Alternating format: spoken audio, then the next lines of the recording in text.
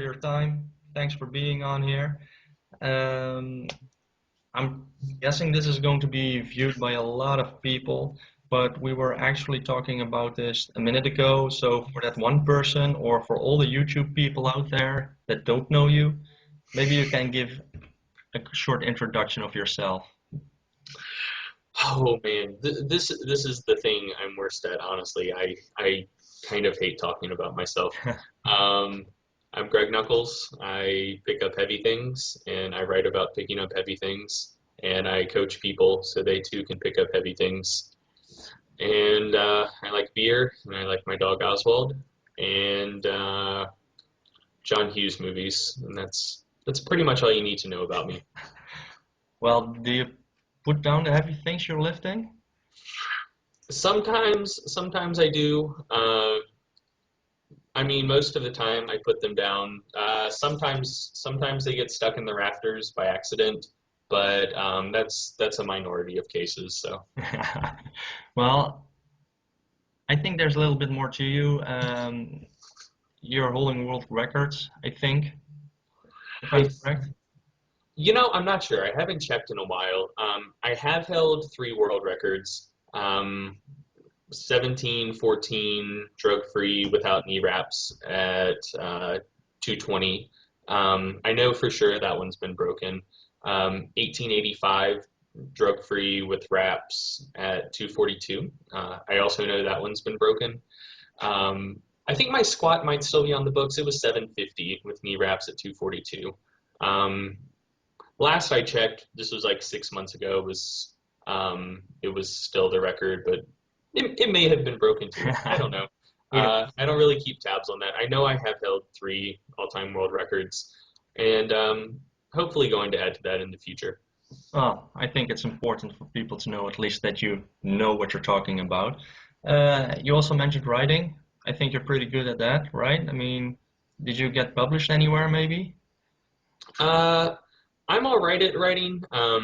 More than anything, my wife is good at cleaning up my writing. She's a professional copy editor. Um, so, I kind of try to pound out the content and she makes it sound good. I've been published in Men's Health and Men's Fitness and Muscle and Fitness. And I'm the content manager at Juggernaut Training Systems, which is pretty cool. That's really an honor. I've loved that site since they launched in like 2012. So getting to work with them is great. Um, I think that's basically all of the big sites and publications I've been in. Oh, and bodybuilding.com. Can't Ah, forget cool. bodybuilding.com. Of course, you gotta have that in there. Well, and it's actually your writing's actually the reason or the main reason why we're on this call. You are about to release two books, The Art of Lifting and The Science of Lifting. Yes. Um, you're publishing them with Omar Isuf. Can you tell us a little bit about how that came about and who the hell Omar is? Uh, so it's kind of funny that you phrase it that way because Omar is way bigger than I am. But like we were talking about on the call before we started recording, um, the the fitness blogosphere and the YouTube fitness community really are like kind of like oil and water. They don't mix very much. Um, so I mean, a lot of people who primarily get their information from reading don't know any of the big YouTubers and vice versa. So, uh, like, I have a relatively large website, and none of his audience had heard of me. And he has a huge YouTube channel, and like none of my audience had heard of him. So, it's kind of funny how that works out. But how we started working together, it was kind of serendipitous, actually. Um, if I'm remembering this correctly, I wrote an article about sleep and its effects on recovery from training and body composition. And he apparently read my blog and he made a video about it and linked back to the website. And so I just noticed like randomly that I had a huge uptick in traffic one day. And so I checked to see where it was coming from, and it was all like referral links from this one video. And so I was like, who is this Omar guy? Because I'd never, like I said, he has a huge YouTube channel and I'd never heard of him before. So I found him on Facebook and added him and said, hey man, thanks for sharing the article. And he said, hey, I've been reading your stuff. I like it a lot. And yeah, we just hit it off from there. And we have a lot of the same thoughts about training in general, and also just some of the problems facing a lot of trainees and kind of the fitness industry in general. So we just really hit it off. Oh, that's great to hear. Yeah. How did this book project came about then? So when we were talking, um, basically we identified a few like major problems, at least as we saw it. Um, so one, like just a major thing is like if you think about numbers right fast, let's say someone really falls in love with fitness, really like they have big goals that they want to meet. So they think, I want to learn everything I can as fast as possible. And so just, conservatively, let's say they read 3 articles a day, averaging 1,000 words a piece, or watch like 3 YouTube videos a day. That's like 3,000 words a day. So over 20,000 words a month, or over 210,000 words a month, over 1 million words a year, which is just an absurd amount of content. That's like, depending on the length, like 8 to 12 textbooks worth of information, just in terms of like sheer volume of words. Yeah. So And then it's when you not think easy. about it, like who, when they're just like watching YouTube videos or reading blogs for a year, actually knows as much as they would if they would have spent that time, actually reading textbooks. Like Yeah. the basically there are a lot of people consuming information and they don't end up that much better off for it. So clearly, the means of information isn't, or the means of like delivering that information and getting it to people isn't overly efficient.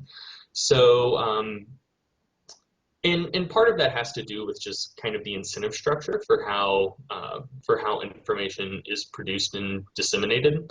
So like when you think about it, like as a writer, this is something I face all the time. So there's core principles that everyone needs to know about training, like the importance of training volume, um, like calorie balance, like really basic stuff.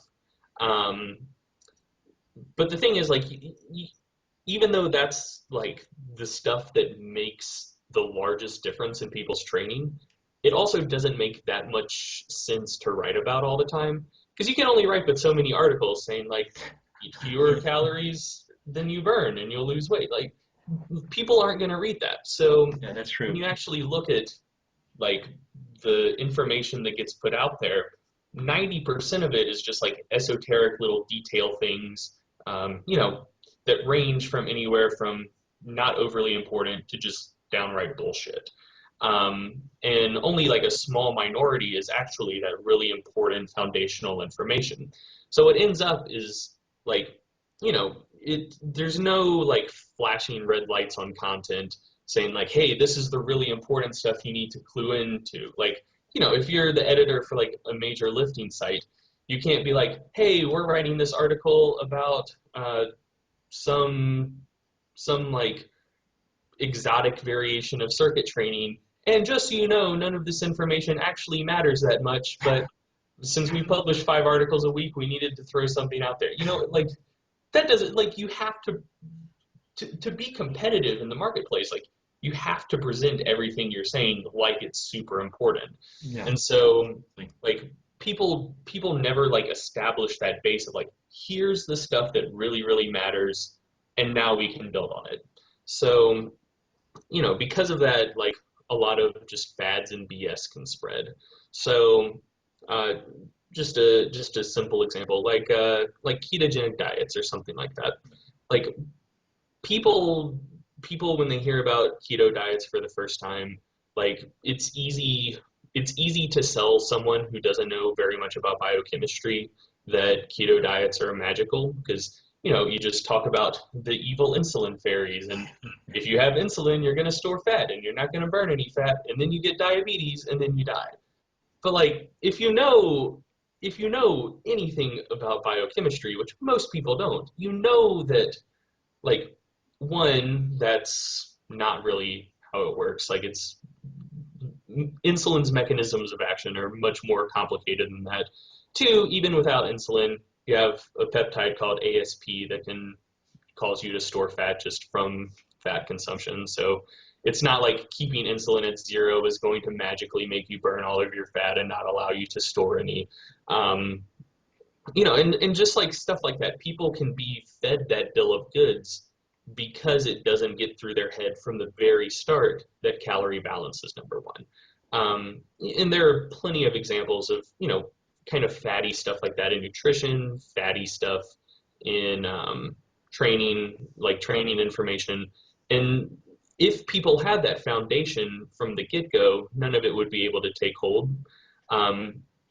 So anyway, that and this is, if that sounds somewhat polished as a rant, it's because it is, because it's a rant that I have delivered many, many times, because like, it's not something that really clicked with me until I became the content manager at Juggernaut, and started realizing, like, hey, we're putting out just a ton of information. Like, how effective is this information we're putting out, at actually helping, like, unfuck people's heads? Like, Yeah. how much of this is actually, like, how much of this is going to confuse them versus, help them sort out this stuff for, to benefit them in the long run. And so, like, with Juggernaut, that's something that me and Chad Wesley Smith, the owner, that's something that we try to be very conscientious of, like, having articles that build on each other. So it's not just like random bits of content that are kind of disjointed and can confuse people. But so that's something that, because of my job, I started thinking about a lot more, and that's really what kind of laid the egg for. That was not a good metaphor. I was thinking Protestant Reformation, Erasmus laid the egg that Martin Luther hatched, but never mind. That was a bad metaphor. Way over. But that's planted the seeds. That's what I'm thinking. That's kind of what planted the seeds in my mind, that I wanted to write these books, because that's the basic purpose I want them to serve, to kind of, build that foundation for people. The first one, Art of Lifting, is it's written on a very basic, accessible level that if you have basically no experience, you should be able to pick it up, understand everything in it, and that will, if people like read it and take it seriously, that will give them that base, so they'll be less apt to be hoodwinked by questionable information they come across, or just confused by information that's not necessarily wrong, but just isn't necessarily that important. And then Science of Lifting builds upon that foundation in Art of Lifting. So Art of Lifting basically covers the factors that are the most important in your training and diet, and then also some of the things that aren't so important that people tend to make a mountain out of a molehill about. And then what Science of Lifting does is it takes that foundation and kind of helps people think more deeply about it. So, I mean, in fitness, context is everything. Like, something that may be the best thing in the world for one person to do may be completely inapplicable for someone else. So Science of Lifting helps people start thinking through that nuance. Well, you actually touched upon a few things I wanted to talk to you about, because I really like The Art of Lifting. I already read it. You allowed me to proofread it, so thank you for that. But I really like it a lot because although the information is basic, it is the most important information, and you divided the book in two parts, in stuff that matters and stuff that doesn't matter. And you also wrote an article for Juggernaut Fitness that's called, like, the one periodization, or there's only one kind of periodization. I think you wrote it with Mike Israel. And in the book, The Art of Lifting, in the part of stuff that doesn't matter, there's periodization in there. So apparently periodization doesn't matter a lot. Can you tell us a little bit more about why periodization isn't a part of the book that doesn't matter? Because lots of people, or most people, are freaking out about periodization, right? You gotta have daily undulating periodization, else your training's worthless, for instance. Yeah. Yeah, and like I was saying before, the stuff in that second section of the book, it's not necessarily the stuff that's just like completely worthless, but like the book basically applies the 80/20 rule. Yeah. And so in terms of like really complicated like periodization models and whatnot, that is something that like definitely can have an effect, but it's something that all other things being considered has a relatively small effect. And when you actually look through the literature, a lot of it is fairly conflicting. As far as hypertrophy goes, the kind of like just massive overview of hypertrophy literature on strengthandconditioningresearch.com, That's all. which is just off the chain. It's incredible. Yeah. Going through all of the studies looking at various periodization models and their effects on hypertrophy, like 90+% of the studies comparing different periodization models showed that there was absolutely no difference. And then in terms of strength, a more, you brought up DUP, like a more undulating approach kind of in the short term on the whole tends to be slightly better for strength gains, but there again the research there is somewhat conflicting as well. Like there's in terms of periodization models, there's no just like clear hands down winner where it's like, if there's nothing that's like a secret, you know what I mean? No, yeah. If you know that when you go to the gym you need to apply progressive overload of some sort, either adding more weight to the bar, doing more reps, and trying to just continually do that week in and week out, month in and month out, like that's what's going to get you 80-90% of your progress. And then as far as periodization goes, like, if you've taken the time to really nerd out and understand periodization, that may make a small effect as well. And the science of lifting does go into periodization a bit more, specifically the impulse response model and how that can apply to long-term training practices. But in terms of 99% of the people, 99% of the time, odds are if you try to get too crazy with your if you try to get like too crazy in planning out your training and focusing on these periodization models, I really think the biggest benefit you get from it isn't so much physiological, but just like emotional buy-in. Because people, they kind of have this thought that like, if it's too simple, it can't work. So if you can make something sound complicated and sciencey, people will automatically think it works better. And so then they actually try harder because they have that emotional buy-in. So they're gonna work harder for it because they're expecting those gains. But like I said, when you look through the literature, a lot of it's conflicting, and a lot of it shows that there's really not a load of difference between different periodization models. So that's why it showed up in that section. Yeah, I can understand. And you also have, you mentioned it, but you also have a chapter that's called adherence or buy-in. You briefly touched upon it. So when people believe in something, they adhere better to it. Does Yes. that mean you purposefully try to make it harder for your clients or more difficult? Well, it's kind of like you say, right? I mean, you can't tell your client, go to the gym, do whatever, squat, bench, deadlift, and next day try to do more reps or more weight, and I'll talk to you next week, right? Yeah, no. So how does that Like fit in there? so as far as buy-in goes, like different things work for different people. Because kind of on the flip side of that, there are people who are skeptical of things that are like too complicated. Like even Andre Milanichev, best powerlifter on the planet, um, he had like a direct quote in a Ask Me Anything on Reddit where he said, "I am skeptical of training programs that are too complicated."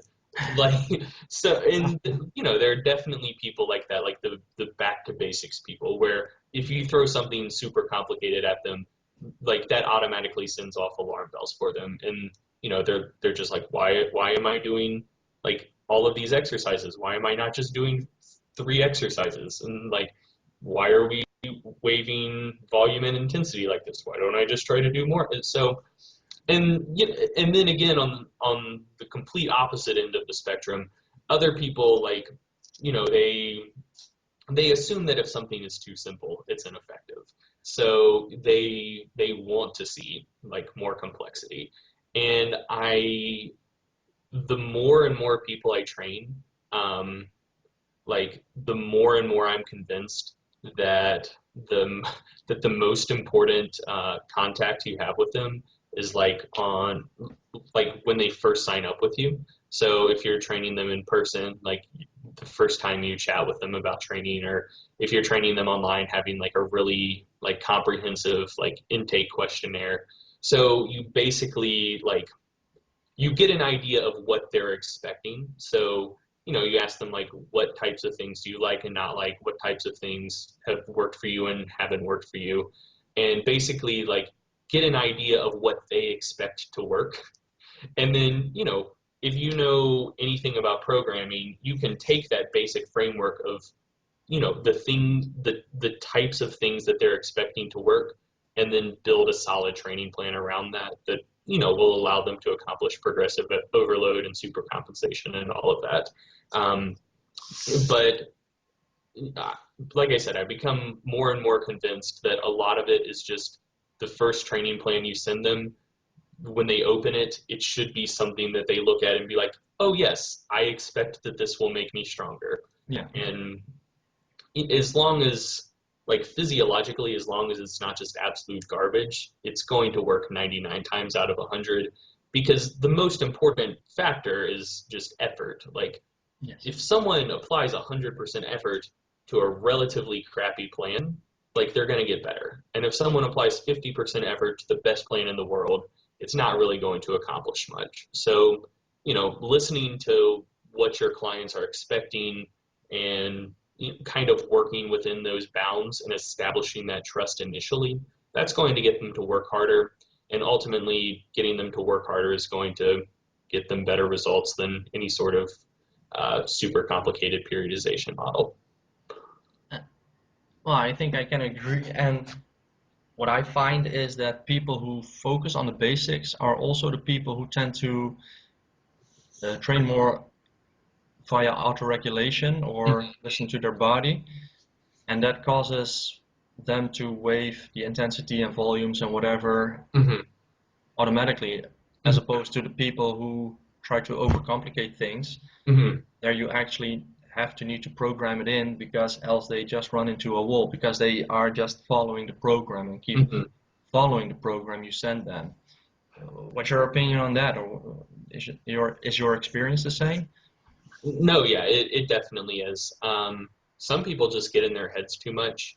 Um, and there are definitely some people that what they need is just, and it's kind of funny because this is something that gets bashed on a lot, like percentage based programs where like auto regulation is sexy these days.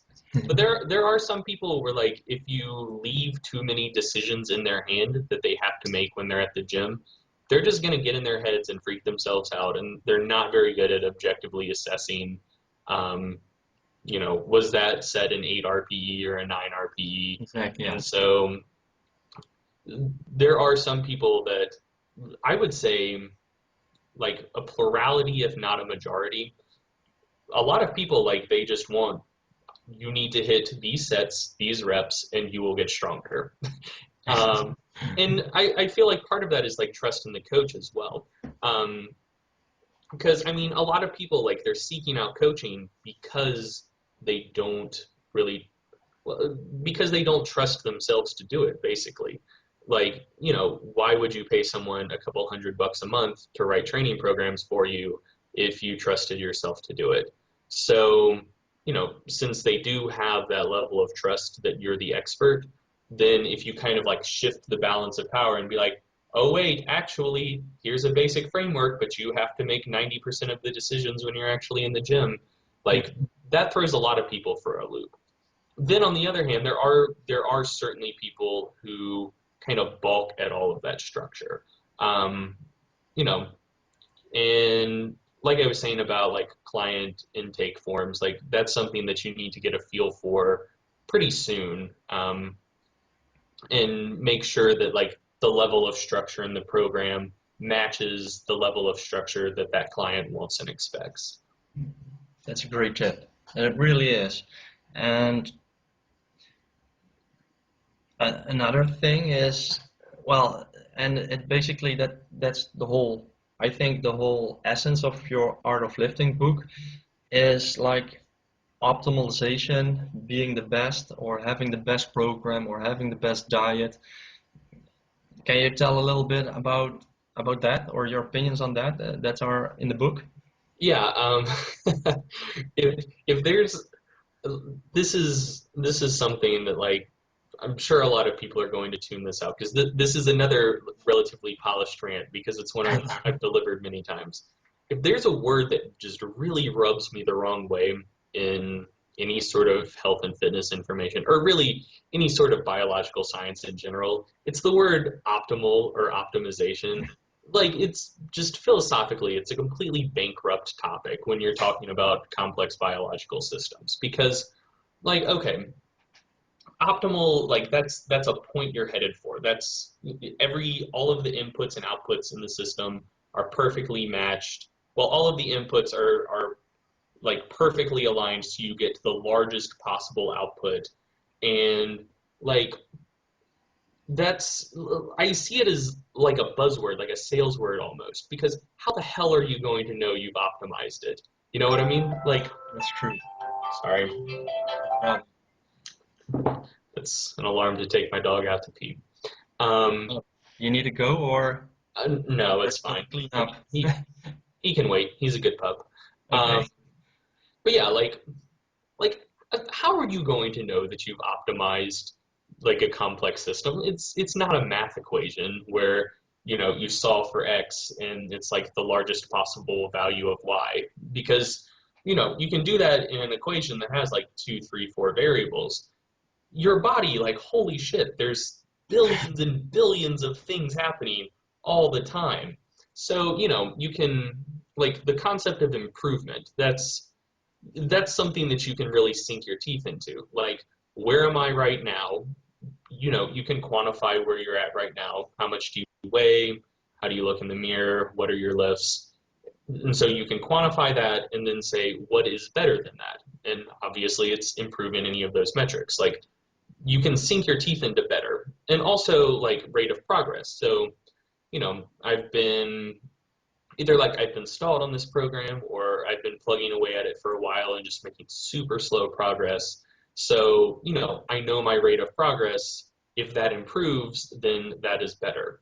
So, that's something that I feel like, going back to the whole idea of like cutting through a lot of the confusion that people have. I feel like something that gets a lot of people is just paralysis by overanalysis because people are chasing that optimal. They're making good progress. They're moving forward. And if you're moving forward even at a snail's pace, like as long as you're in this for the long game, like 20 years from now, moving forward at a snail's pace, you're going to be freaking awesome. Like moving forward is a huge thing. Like compound that with time and great things happen.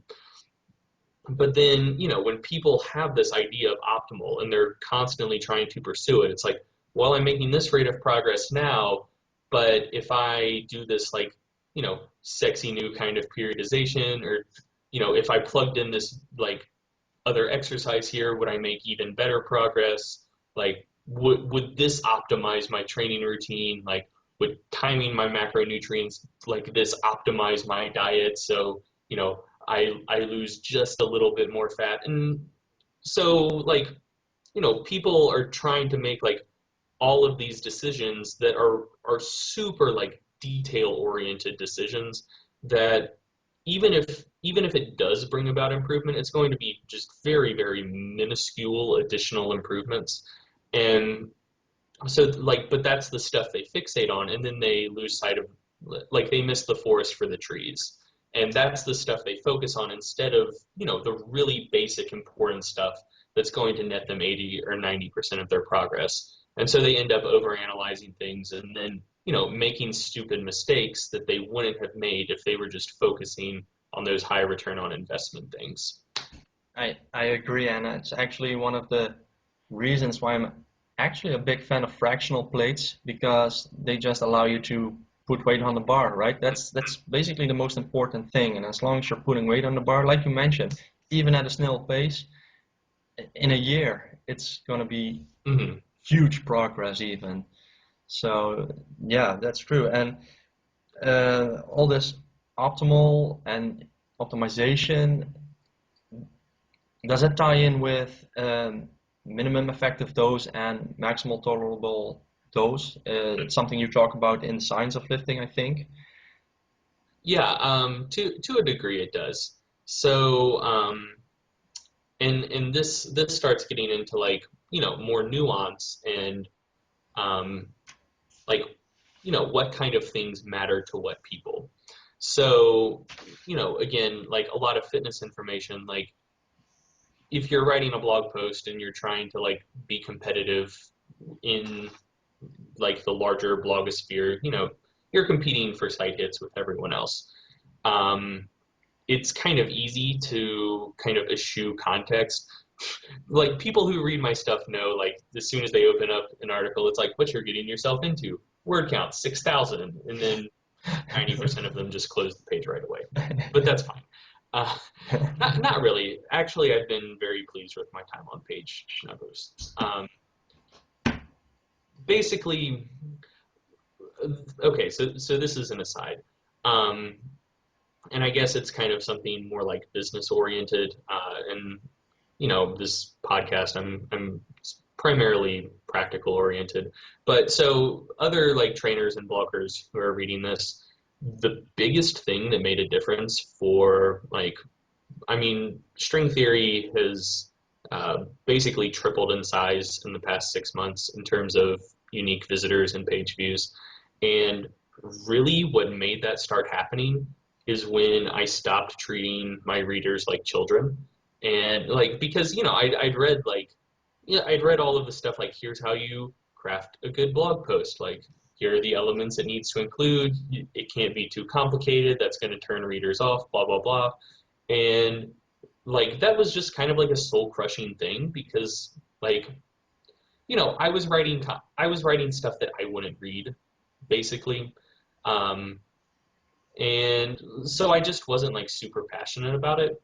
And so then about 6, 7 months ago, I just said, screw it. Like, I don't care how I'm supposed to write articles. I'm just going to write them the way I want to. Like, I'm going to write the stuff that I want to read. And, like, that has paid off in spades. Like, the more I trust my audience, the more they kind of reciprocate that trust, basically. If and I find that people just in general, like, just across the board, life in general, people tend to rise to expectations. Um, well, not only rise to expectations, but either rise or sink to expectations. Like, if you expect a lot of people, they tend to deliver on it. And you know, if you expect your audience to be ADHD and not stick around for more than, like, 800 words, which, like, come on, 800 words is like a decent introduction, Yeah. then, they're, one, they're probably not going to stick around, and two, like, you're not going to attract an audience that's very, like, intellectually stimulating to interact with. Like, it makes the whole thing a lot less fun. So, I found that, like, the nerdier and, like, more sciencey I make my blog posts, like, the more that I want to read my stuff, even though I thought that that would turn a lot of people away because, you're told from day one that most people only care about the surface level information, the more I found that to be complete bullshit. And people, they want, like, the really high quality, really in-depth stuff. Um, I forget what the original thing we were talking about was. Oh, yeah. Okay. Okay. Um, so minimum effective dose and maximal tolerable dose. Yeah, right. Um, and um, so, so what got me on that rant was talking about like contextualizing information.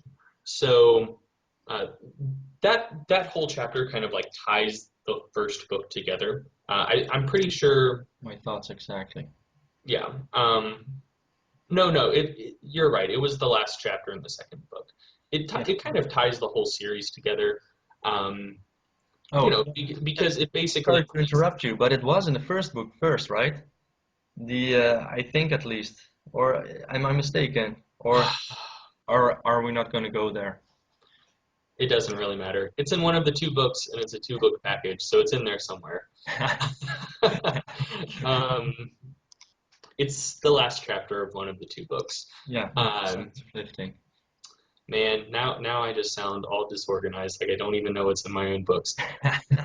So, okay, There's a lot of so stuff in I, there. I Like, I and it looks basically good. just treated them as one, and then we kind of like split them at the last second because they are like conceptually different. So I kind of forget what's in one or the other.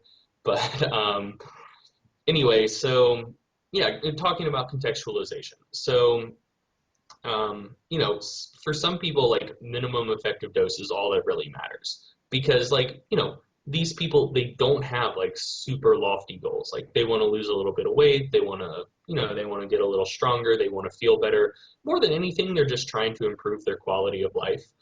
And like that is like physiologically, that's super easy to accomplish. Like 80-20 rule for days. Yeah. Like do some basic compound lifts, get your diet, decent, mild caloric deficit, try to eat like healthy, nutritious foods most of the time, like make some basic lifestyle changes, and like that's going to meet that minimum effective dose. So like for someone who has those types of goals, like the buy-in section in the book is very important for them because even like modest goals you need to invest in them, and you need to like have that emotional buy-in to what you're doing. Um, but in terms of just like purely, just like the pure physiology of it, it doesn't take that much to accomplish those types of goals. So 99% of the fitness information that gets put out like is completely irrelevant to them. Like some exciting new exercise, that doesn't matter. Like some some like diet plan that's supposed to get people shredded to step on a bodybuilding stage, that doesn't matter to them. Like and most of the stuff that people are saying in the fitness industry, they can and should just tune out entirely because it's not relevant to them, because it doesn't take much to meet that minimum effective dose, and you get into information overload pretty quickly and start running into paralysis by overanalysis.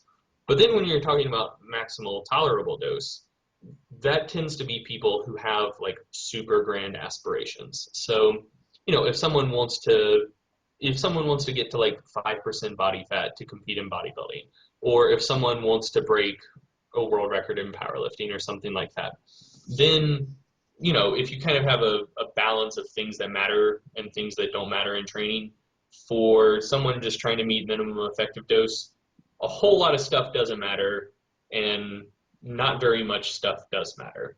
And that's exactly reversed when you're shooting for maximal tolerable dose, because if there's if 1% is what's separating the person who wins from the also rans, then you need to get that last 1% of efficacy out of everything you're doing. So hiring a coach who really nerds out on periodization and can get you those last extra 5 or 10% of gains because they understand that inside and out, like that's a wise investment for you, because that's in line with those really lofty goals you have. Calorie balance is great, but if you can gain like a 2% advantage from taking the right supplements and like making sure your carbs are the right glycemic index at the right times of the day or something like that. Like, you know, even if it's like purely theoretical and isn't like completely borne out by research yet, because that's another rant. I'm not going to deliver this rant, but like I know where that one was going, I in think. terms of like stuff that people call bro science on, like there is some stuff out there that's just like completely anti-scientific. I get that. But if someone is saying that like such and such a practice is going to make a small difference in any sort of variable, like if someone's saying like this is going to make a 2 to 5% difference in your gains, and the only research that's been done to investigate it is on like a group like two groups of 10 people or something like that, like Or rats. do it. Or rats. Not even Yeah, on people, but just on rats or other animals. yeah. I mean, even if it's on like perfect subjects, like trained human subjects with the same goals, like if you're expecting a really small difference, like if you're expecting a 5% difference or less, like if there's any sort of standard deviation at all, you're not going to reach statistical significance. Like it's never really like anything where you're expecting it to only make a small difference. It's probably never going to be borne out in research.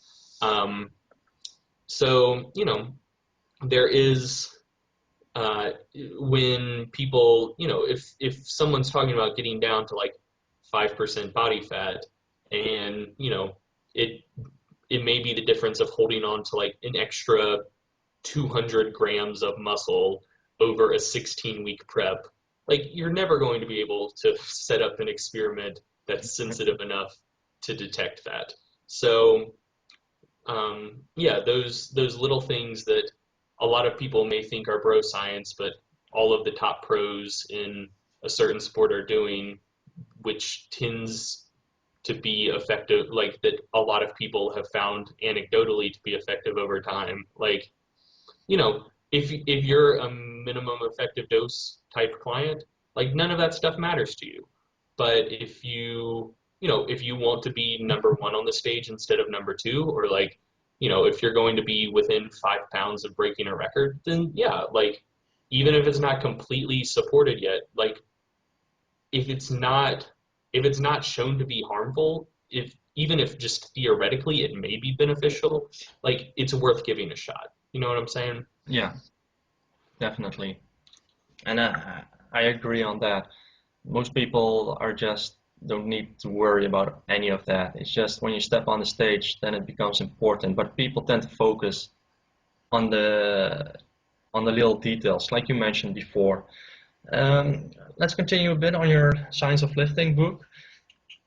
It's a more sciencey book, naturally, because it's in the title.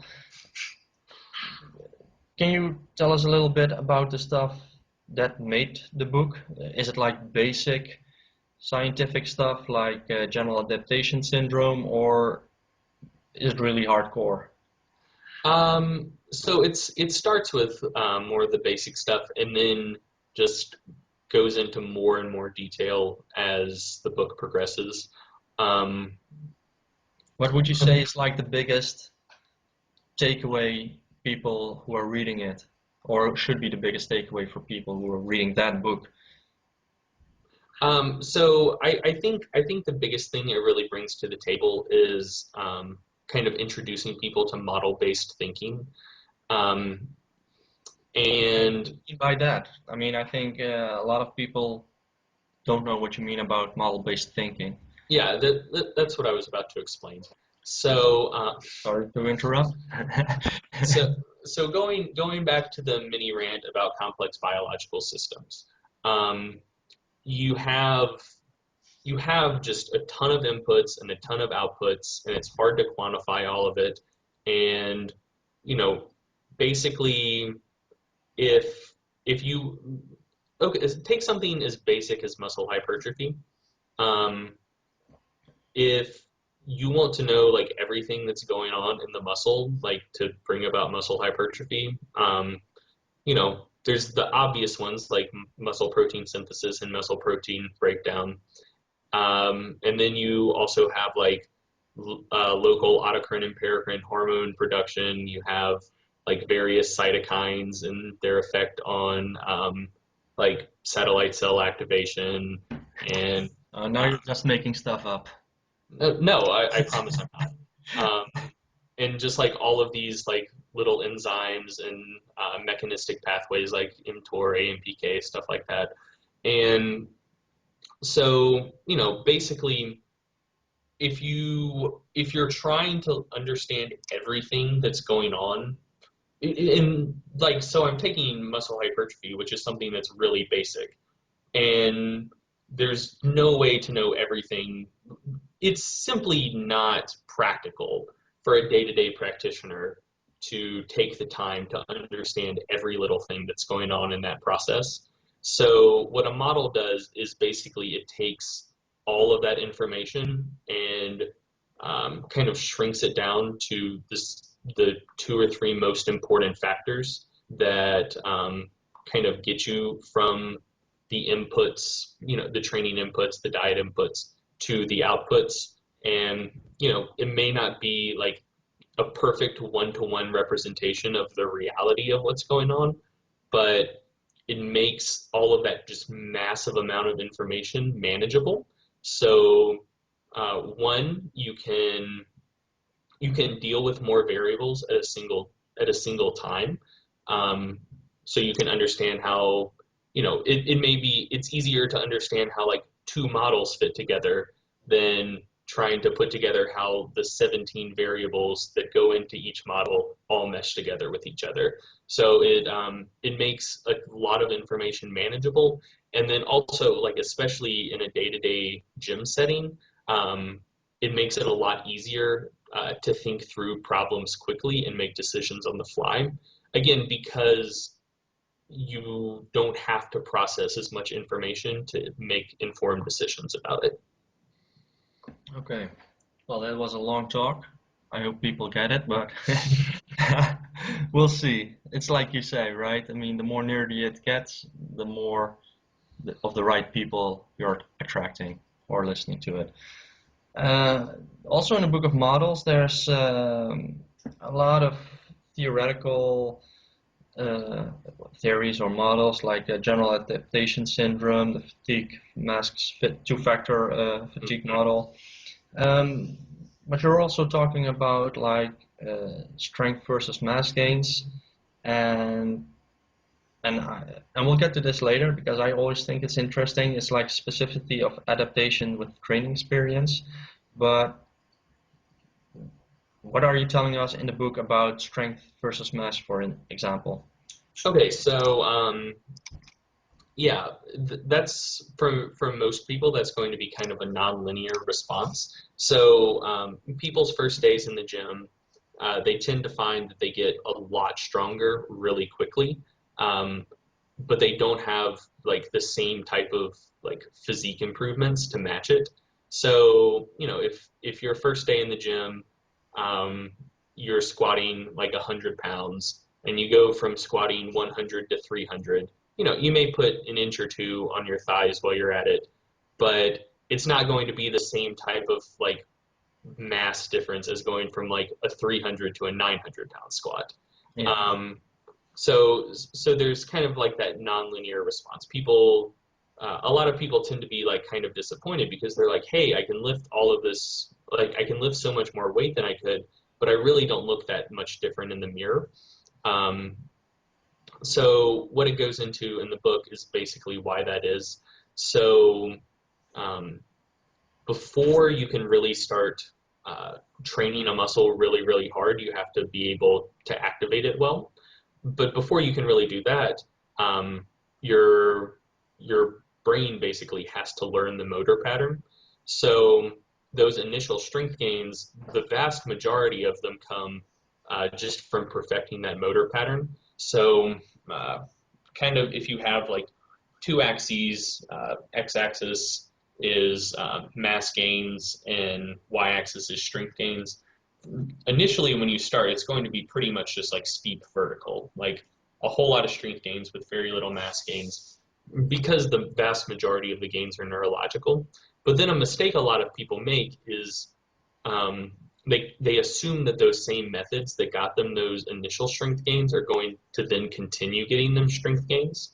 But that doesn't end up happening because the mechanism changes. Because you have a cap on how proficient you can get at a movement. You can always fine tune a little technical thing here or there, but it's never going to be the same type of thing as just learning a movement for the first time. So like as you're doing that, you have the level of muscle mass you have currently, and those first few days, weeks, months in the gym, basically your body is learning the movement and learning how to get everything it can out of the muscle mass you currently have.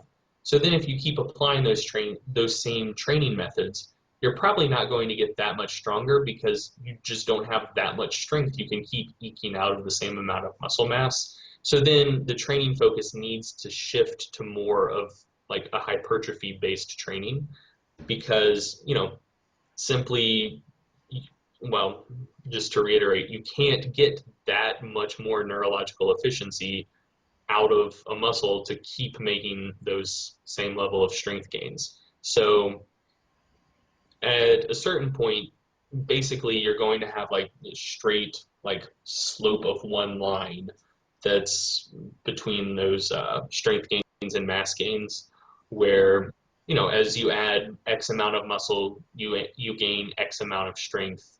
So if you want to get 3 times as strong, then that muscle had better grow a lot. Well, and I'm glad you're talking about that in this way, because a few years back it was all about dynamic effort, maximal effort, throw in a bunch of isolation exercises for muscle growth, and that's it, right?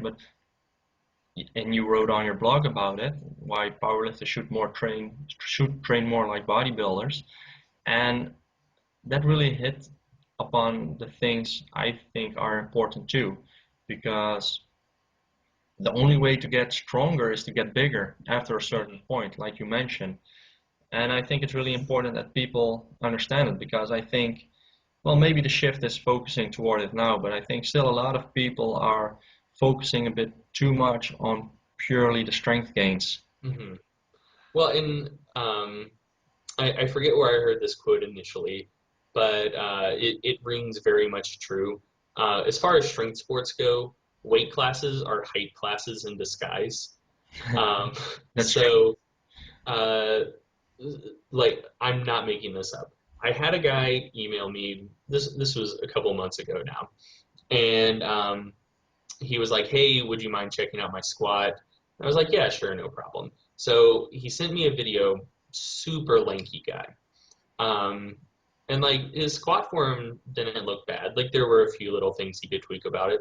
So he sent me the video and he's like, "Hey, like what can I improve? Like I really need I really want to take my squat to the next level. Like I've been stalled at these numbers for a long time. So what do I need to do to fix it?" So I pointed out those little technical things he could do. But I was like, how tall are you and how much do you weigh? And he was like 6'1", 150 or so. Um, oh, I'm not good with meters. But maybe like It's like 1 meter 80 around yeah, that, and 150 is about 70 kilos or something, yeah. a little Okay, over 70 kilos. that's that's about what I was thinking. Um, so yeah, like and I basically told him, and the thing was, he was like, "Yeah, I'm hitting up this powerlifting meet, and I want to make the 148 class." And I basically told him, like, "Dude, you're 6'1". Like, the more time you spend in the 148 class, the more time you're wasting. Like, for this meet, you probably won't be as competitive at 165. That's fine, but you're 6'1". You need to be 242. Yes. Like a minimum 220. Like that's the minimum number. And he was just like, no, like if I move up weight classes, like I'm going to be competing against people that are so much stronger. But I was like, you're 6'1" and you're 150 pounds. You have no Exactly. muscle on your frame. You like you're not going to get very much stronger at 148. Like you need to sacrifice competitiveness in the short run so you can grow into the weight class you need to be in. And anyway, he sent me just like a rage email in return, but that's fine. I mean, I know I was right, so I don't care. Well, obviously. But and yeah, people just don't get that. And here's the deal: with training, people tend to play the short game way too much. Like they're worried about what am I going to total in the next meet? Like how competitive am I going to be 12 weeks from now? Whereas, if they're actually like serious about the sport, they should be thinking, what is my long-term potential? Where am I going to be 10 years from now? And like as I see it, just from a training efficiency standpoint, taking the long view, after you get those initial neurological gains, your primary focus should basically be to reach your muscular potential as quick as possible.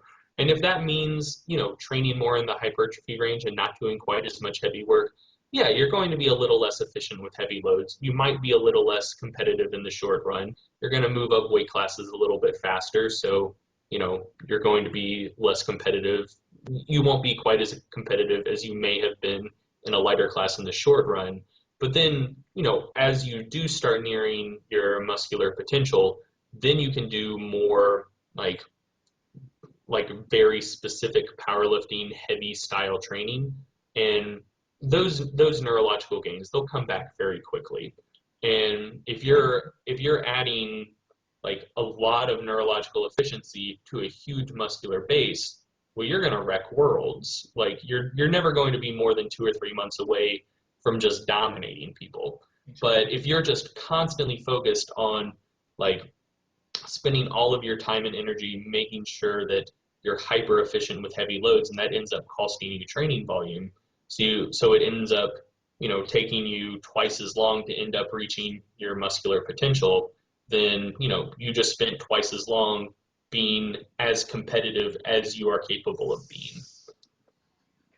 And I think that's a great conclusion to the interview. Basically, you're saying you need to focus on the basic stuff. Basically, that's what it all comes down to, right? I mean, Yep. focus on heavy lifting, not so much the 1 RMs, just heavy 5 RMs to focus on your hypertrophy training, watch your diet a little bit, and the rest will come. All good things will come. Yes. Well, thank you, Greg. If people want to buy the books, what's the best place for them to go to? Oh man, we Or bought should I another tell you where they need to go? we bought another URL to redirect. I'm 99.9% sure that scienceoflifting.com will get you to the sales page. If not, www.stringtheory.com, STRENGTHEORY.com dash art or man, I'm doing such a bad job getting people to my We'll sales tell page. people to I Google it. I am so bad at marketing. Like anything, like I said, I think this was before you hit record. Like no, this was the first thing I said. My skill set, like I lift things, I write about lifting things, and I help other people lift things. I'm so bad at everything else, like everything else. And I'm a good cook. That's about it. Um, And you love beer.